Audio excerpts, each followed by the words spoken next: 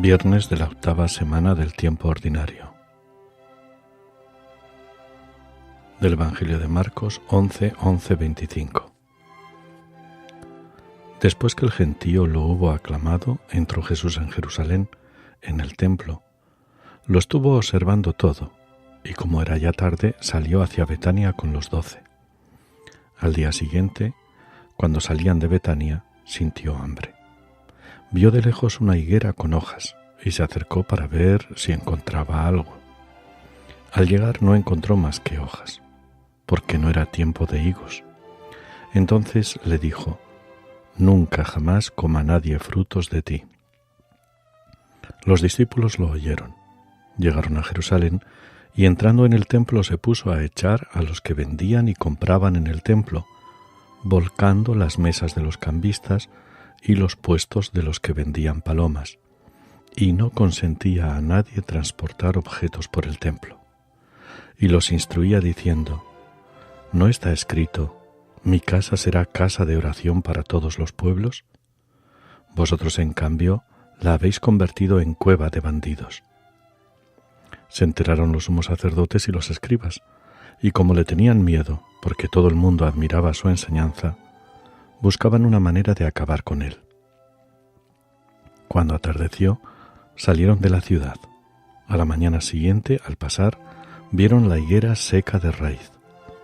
Pedro cayó en la cuenta y dijo a Jesús: «Maestro, mira, la higuera que maldijiste se ha secado». Jesús contestó: «Tened fe en Dios.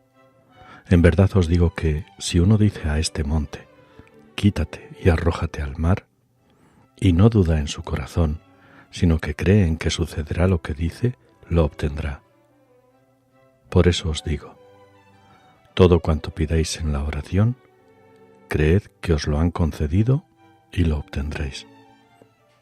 Y cuando os pongáis a orar, perdonad lo que tengáis contra otros, para que también vuestro Padre del cielo os perdone vuestras culpas».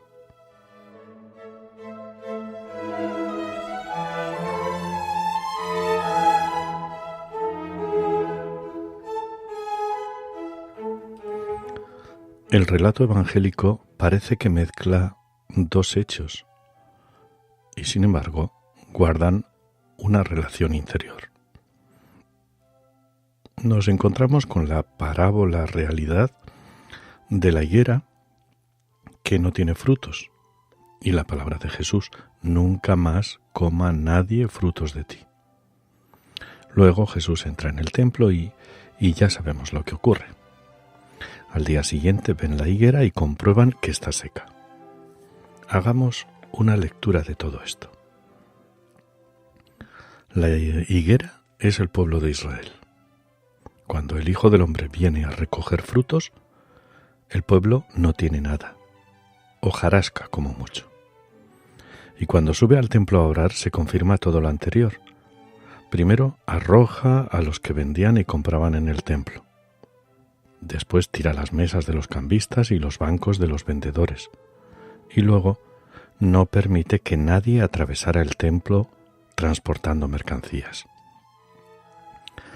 El enfado de Jesús es por transformar el templo, casa de Dios, en un mercado de trapicheo, mentiras y robos organizados.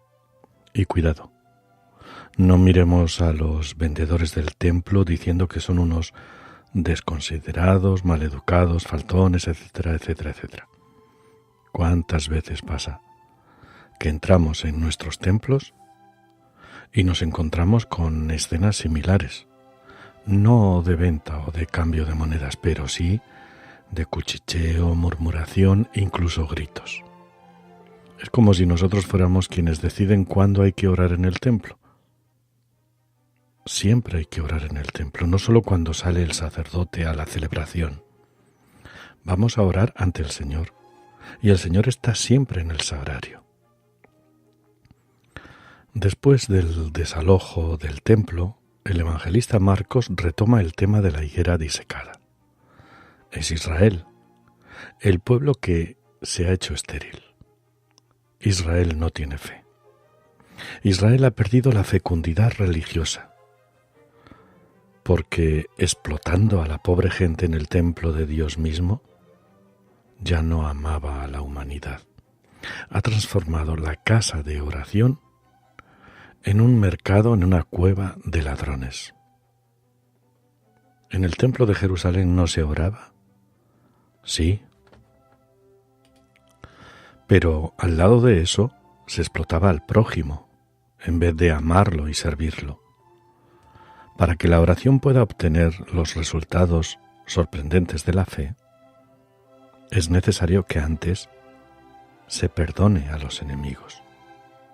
De otra manera, la oración no será escuchada. Nuestra vida puede ser una higuera en quien el Señor ha depositado confianza para recoger frutos. Si nuestra oración es auténtica, los frutos llegarán. Si no llegan los frutos, no echemos la culpa a Dios, y sí a nuestra manera de pedirlo y a la intensidad de nuestra fe. Que hoy el Señor te bendiga.